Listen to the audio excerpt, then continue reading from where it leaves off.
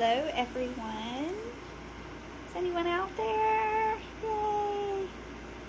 Oh, yay. Hey, Tara Mom. Hey.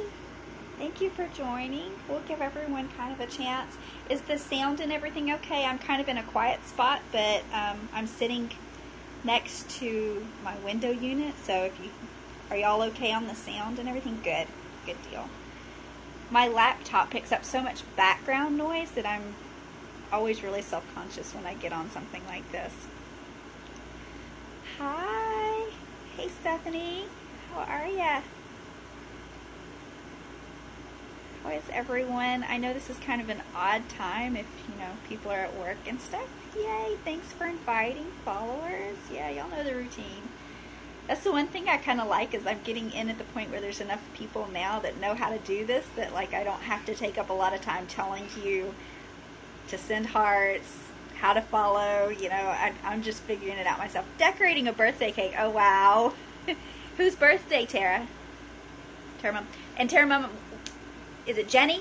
Is it Jenny?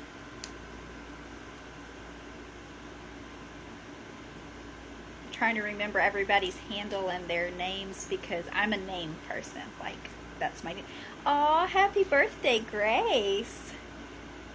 Yeah, I just spent 3 hours at the dentist's office with my oldest, my 16-year-old, getting teeth fixed so that we can get braces. And, 9. Oh, well, like I said, my oldest is 16, my middle one is 12, and then I have a 3-year-old that is hopefully being entertained right now. I kind of hear him kind of being lively, so he took an early nap today. This is supposed to be nap time for us, but I'm just going with it anyway. And we'll give just a minute for everybody to kind of get here that's going to get here. And it's really hot out here. I'm in Texas, and it's really hot. I'm having a hard time really reminding myself that fall is near, because it's very hot, and for some reason we're having some humidity here. So even though I indulged in the customary fall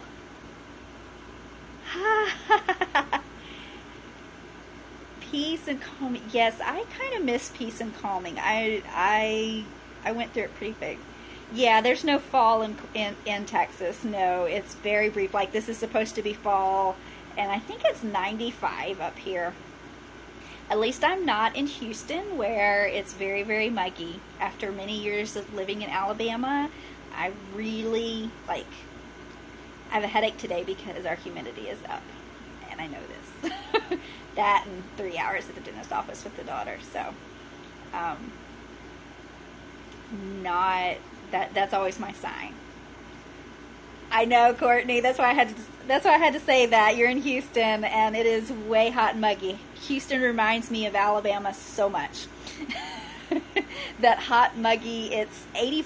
My in-laws are like, yeah, it's 85 out here, and where we're at, it's beautiful at 85. I mean, I really like to be outside at 85.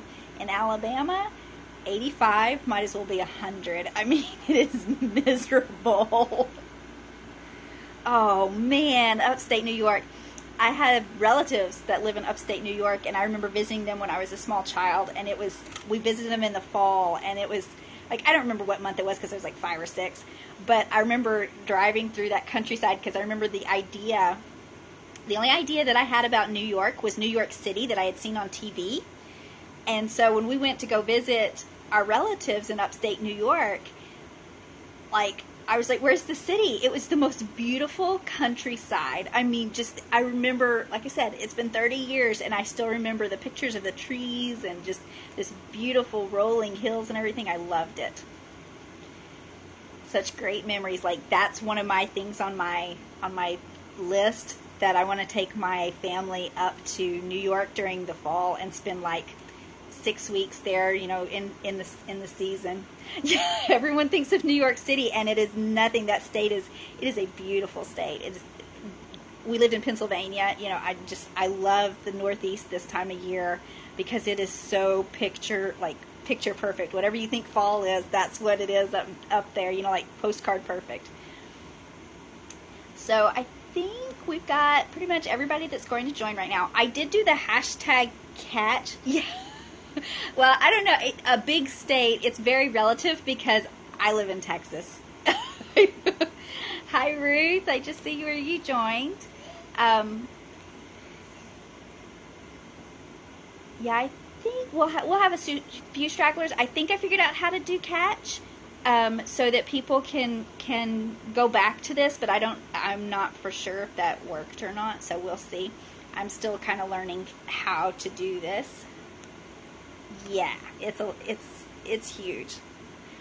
Like I said, my in-laws are from Alabama, and if they hear somebody's from Texas, they automatically ask me, hey, do you know where this is? And I mean, there are so many places in Texas that I don't even, like, I have no clue. I have no clue where they are in the whole state, and it would probably take me, like, hours to get there. People laugh because I live out in the country, and it takes me 30 minutes to get anywhere anyway, so, you know, and I'm just, like, in this small little area, so it's pretty crazy. So, well, I'm going to go ahead and jump into our topic. I don't want to waste you guys' time a lot. I love visiting, but part of me, like I said, I'm yellow-green, so I tend to be like, I want to get down to the topic. I want to get down to the nitty-gritty. I want to talk to y'all and get ideas and discuss ideas. I'm not really good with small talk, small chit-chat, so forgive me if I get a little deep or anything like that. But basically what I wanted to do, today's topic is 3 things that every introvert needs to be doing for their wellness. And as introverts, there's varying degrees of introverts. Basically, that just means that we like to have our recharge time. We like to have our quiet time. We tend to be deeper thinkers. We tend to get lost in details and focus on relationships and stuff. So, as introverts, this kind of, it takes us out of our comfort zone to interact with people a lot of times, even when we like people. I mean, I love to study people. I love to watch people. I like to be around people, but it takes a lot of my energy to do that. So I wanted to give 3 really important things that if you're an introvert, and it doesn't matter if you're the type of introvert that just never really wants to leave the house at all, can't bring themselves to speak, you know, more on the shy, what we call shy side. Or if you're a little bit closer to that introvert where, you know, you like to get out and you like to mingle in small groups of people, you don't mind, you know, sometimes if you're in a good intimate group or whatever, you know, being a little silly or, you know, letting loose or whatever. But at the end of the day, you're still an introvert, and there's 3 really important things that you need to be aware of. And it's really not kind of what you think. I mean, yes, you need your recharge time. I think y'all know that. We kind of know that innately. But one of the biggest things that I have learned for my own personal to stay above the wellness line, and I was talking to a friend about this yesterday because it was just kind of one of those epiphany things that I didn't even realize was so important until I realized that that's what I was doing and how I felt about myself. One of the first things that you really need to do is you need to embrace that you are an introvert. And you need to accept it. Because it's not a bad thing. You need to accept it. Because what happens is, and there's lots of scientific evidence, and I'm not going to go into this, but there's a lot of scientific evidence that supports that our cells react to our physical surroundings, our mental surroundings. You know, we've talked about this if you're in the Young Living Essential Oils. We've talked about the energy of an oil, you know, that we all have energy in ourselves, you know, measurable energy, how things can be affected, how our energy can be affected by positive and negative. Positive adds energy, negative takes away. So how you think about yourself is very, very vital to how you feel physically. And I know that sounds really weird, and you're like, what? Well, show some hearts if you're still with me, though. You know, just tap on the screen and show me little hearts if you're with me. I understand everybody's listening, and introverts love to listen, but just let me know you're still there and you're still following me, because I'm going to go down. It's actually a little bit of a rabbit hole, but I promise it will make sense in just a few minutes. You get what you give. we know this. We know this in life. If you give kindness, you generally receive kindness. If you give love, you get love. This sort of principle. The same thing goes for yourself. And yes, we can talk about loving yourself. We can talk about self-esteem, self-image, yada, yada, all the psychology of it. But it really boils down to the very important idea that how you view yourself, your self-image. If you accept yourself, then your body is going to accept itself. It's going to help accept its limitations. It's going to help you deal with a situation. It's going to help you accept life as it comes. And you're not going to be fighting it.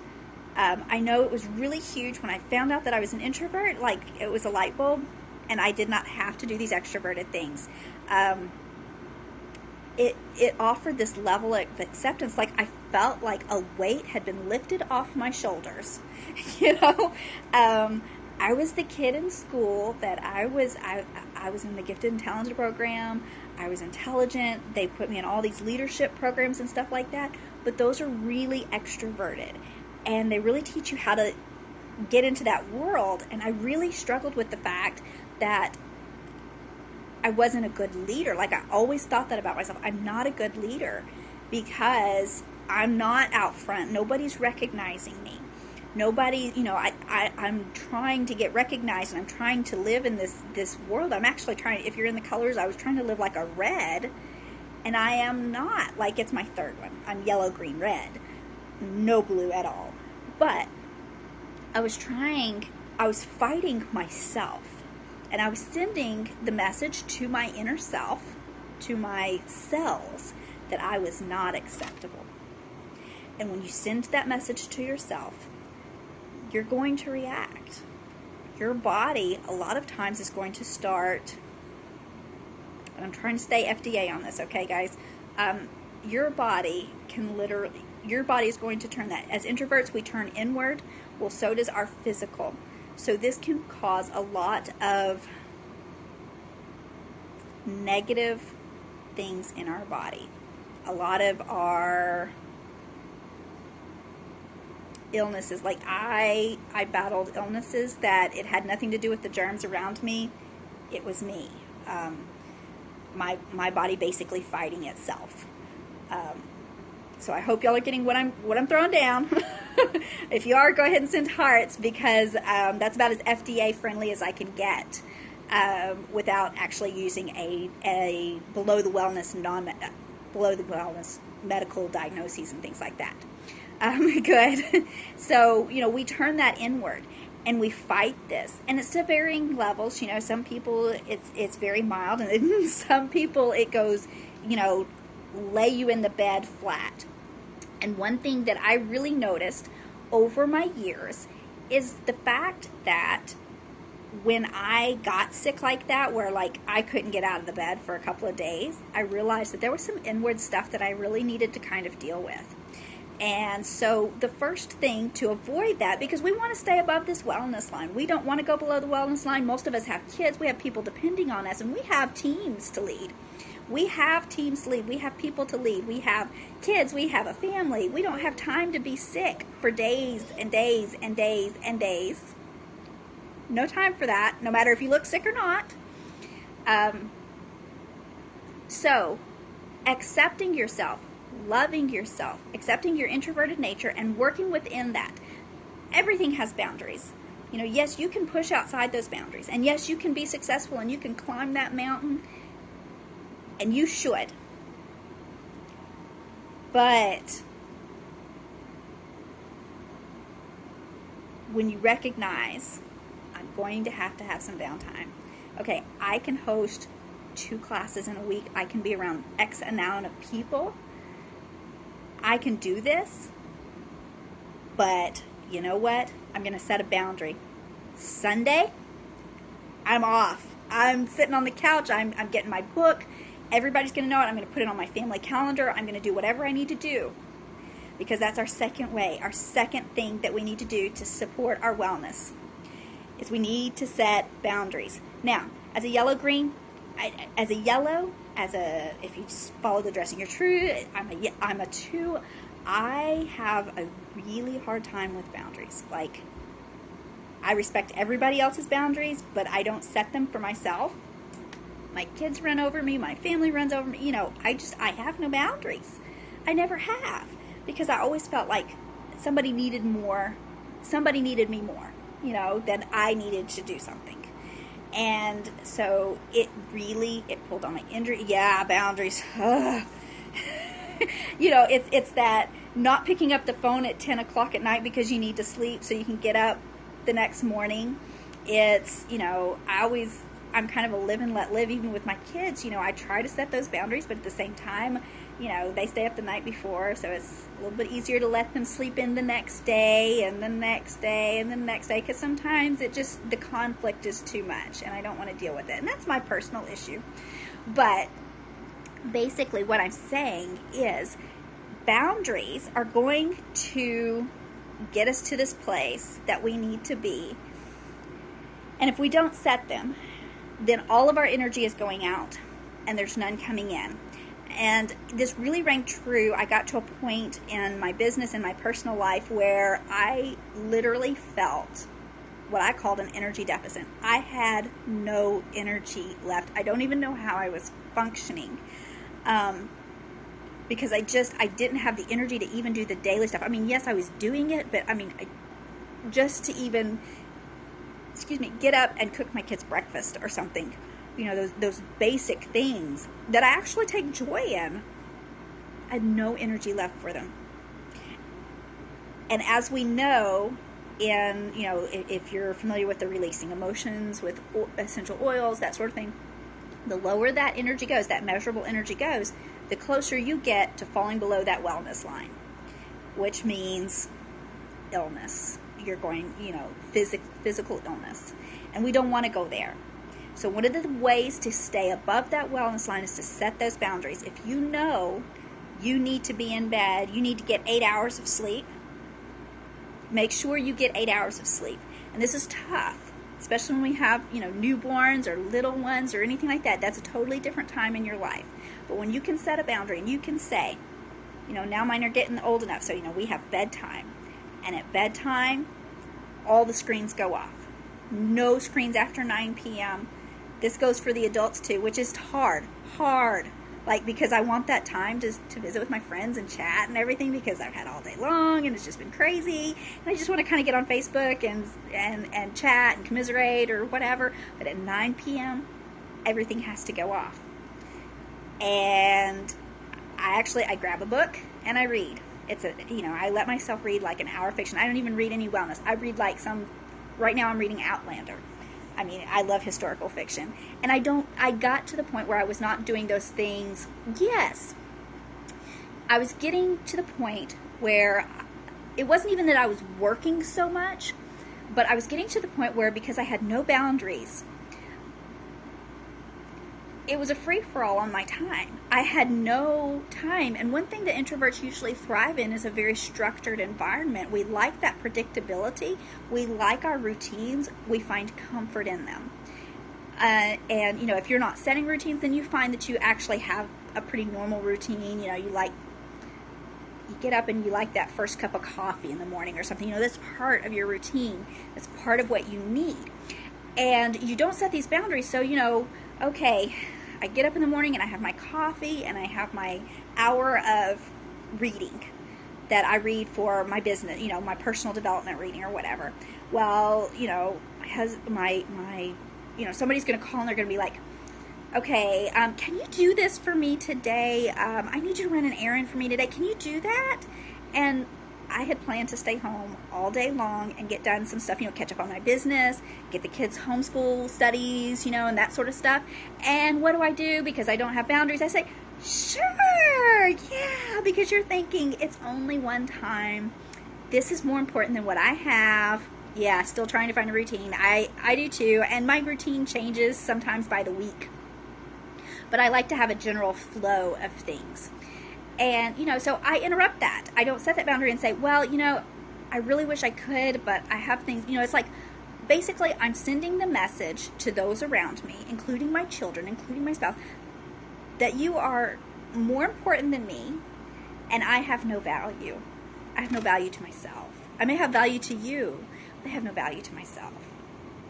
And so what happens, just like when we said in point 1, we need to accept ourselves, we're sending ourselves a message that we have no value. And if we have no value to ourselves, how can we expect others to find our value? You know, it's the diamond in the rough kind of deal, only people aren't even going to see the diamond because you're not going to let them. So set the boundaries, and this is hard. This is my process. I mean, this is my huge process, and I came back from convention, the Young Living Convention, realizing my priorities were so out of control. I mean, just awful. I was digging myself a grave. I was just digging myself a grave. I wasn't getting anywhere. So I think it's really important. You need to accept yourself, send positive vibes to yourself. Make sure that you're accepting yourself, accept what you can do, what you can't do. If you can push past what you can't do, then set the boundaries. Set those boundaries. Hi! Set your boundaries. And the third thing, and it kind of ties in with the first two, but make sure, and I'm reading this wonderful book. Let me get it for you.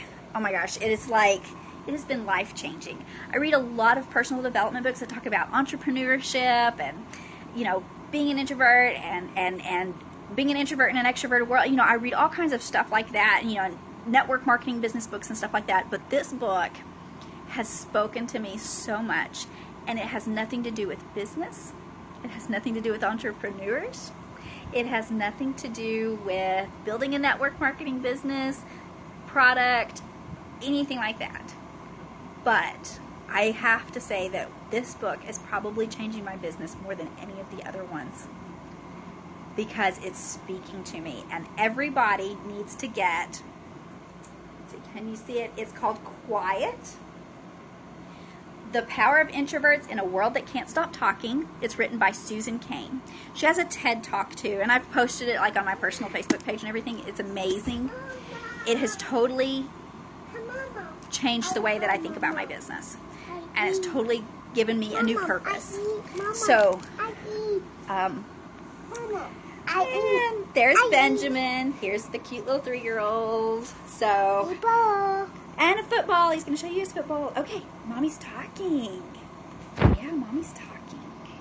So, my quiet little corner has been discovered, so we're going to cut this pretty short. But the third thing is going to be, you eat? Okay, well, go ask Drake. Go ask Drake. Drake will get you a snack. Drake will get you a snack. Okay. Is going to be setting boundaries on your physical space as well. This is something that I'm also working on too, because again, it's those boundaries.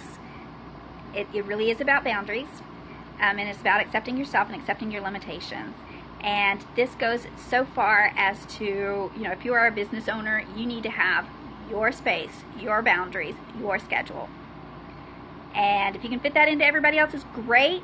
If not, then somebody needs to, for a change, somebody needs to meld into yours. And that doesn't mean that you don't compromise or anything like that. But realize, it's not about putting yourself first. This is the oxygen mask thing, okay? This is, you know, the whole scenario where you need to put your oxygen mask on before you help somebody else. This is the single most important thing. This is it's not really 3 action points. This is the same action point 3 different ways. You need to take care of yourself. If that means that you need to get a mani-pedi every week, do it. Make it happen.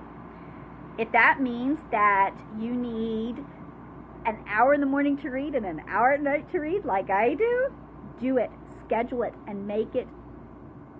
If you need a clean space to work in, to function in, you know, clutter is we are very sensitive, especially if you're an HSP, a highly sensitive person. You are very sensitive to your surroundings. Part of your self-care is making sure that your surroundings are not cluttered, that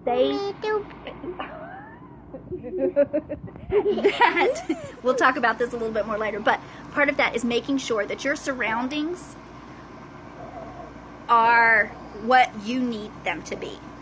You know, you're working, yes, you're taking care of the house or whatever, but, you need to have a space where you can go, Mama. where you can relax, where you can be you, where you can recharge, where it can be a corner in your backyard, it can be your bedroom, but you need to make sure to get the crap out. Get the crap out of your life. Start dumping crap, like fast. Start just getting a bucket and shoveling it out the door. Whatever you need to do, let go of the talk. Okay. So, I think we're going to be done today because I really don't like watching things where kids are like trying to hog the show. So I will be back on later tomorrow and we'll talk about something else more exciting. As always, feel free to message me, follow me, send comments or whatever. Thank you everybody that's shown up, and you have a great day, and let's see about setting some boundaries, right?